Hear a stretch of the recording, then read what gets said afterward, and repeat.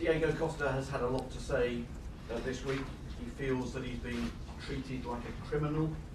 He says he must return to Atletico Madrid. He's calling on Chelsea to lower their offer.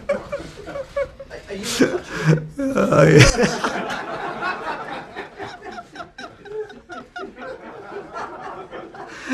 No. It's great, it's great. It's great, yeah. I prefer to love, yeah. Salut les frérots, on se retrouve pour le 64e épisode de RDM, épisode court aujourd'hui. Quelles sont les infos sur le marché des transferts? On voit ça ensemble, c'est parti. On commence aujourd'hui à Paris avec l'info de Mundo Deportivo qui annonce que Mbappé sera bel et bien parisien la saison prochaine. Annoncé il y a plusieurs jours dans RDM grâce aux infos de Paris United. MD ajoute aussi que la présentation se fera courant de la semaine prochaine. Mercredi ou jeudi semble le jour propice au vu d'autres infos que j'ai obtenues. Préparez-vous donc à un nouveau raz-de-marée médiatique.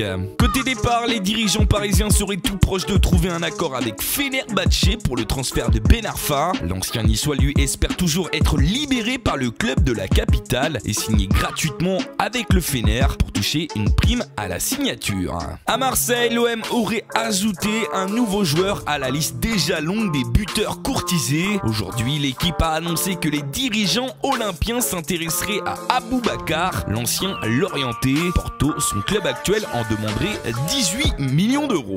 On passe à notre tour de France des rumeurs et des officialisations. Et on commence par Nantes qui a recruté un nouveau joueur. Et il s'agit de Khalifa Koulibaly qui est la 7e recrue nantaise. Arrivé en provenance de la Gantoise, il a signé un contrat de 5 ans. Mais les Canaries ne comptent pas s'arrêter là et seraient en négociation avec Grenade pour le milieu défensif slovène René Krin. Le joueur de 27 ans pourrait être officialisé dans les prochains jours. Strasbourg, eux, ont officialisé l'arrivée de Martin Terrier, prêté pour 1 an par le LOSC. Pour finir, 3 seraient actuellement en égo avec Porto pour Suryon Nyon, attaquant international sud-coréen. Afin de se le faire prêter pendant 1 an, une option d'achat de 3 millions d'euros serait intégrée au prêt. On part à l'étranger, ou alors qu'en Angleterre, le propriétaire de Manchester City a annoncé sur beIN Sport qu'il réalisera bientôt le transfert le plus cher de l'histoire. En Espagne, les Barcelonais tardent eux à réinvestir l'argent obtenu dans le transfert de Neymar. Leur dernière offre en date pour Coutinho a été refusée par Liverpool. On parle d'une offre de 90 millions plus 30 millions de bonus. Mais selon Mundo Deportivo, le Barça se battra jusqu'à la fin du mercato pour recruter le Brésilien. Du côté de Valence, ça bouge et après avoir officialisé Paulista qui arrive d'Arsenal et Murillo qui arrive de l'Inter hier, les Valenciens pourraient aussi très rapidement officialiser Kondogbia. Les représentants du milieu français de l'Inter se sont rendus à Valence hier pour finaliser son transfert.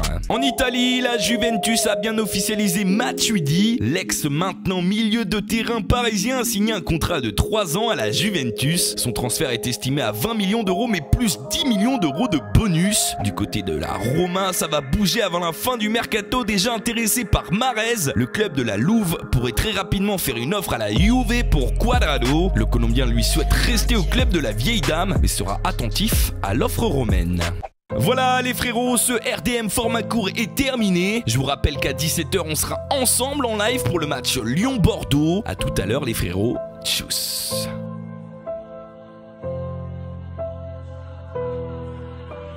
I used to have all of these people I die for, but now they're all dead to me, homie. I used to have people I try to provide for, but now they all